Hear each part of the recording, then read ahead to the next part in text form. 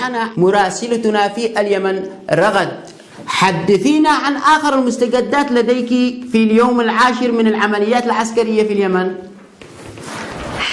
حيا بكم ملانا الدنيا. اش تشتوني اقول لكم يا غارة غيروا علينا، بكرنا وسعر الدجاج الدبل، قالوا ايش ضربوا مزارع الدجاج، حتى الفل والكدام ما سلمش منهم، الله لا لحقهم خير ولا بركة. قصفوا مدري ضربوا قاطر الطماط، لو ما حولوها لزحاو قمت لا ملان الطريق. أشعد أقول لكم حتى البلوك حولوه لا ايش اسمه بطارية صواريخ ساء.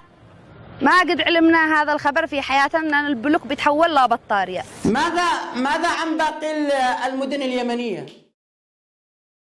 قصفوا في عديد من المحافظات قصف دقيق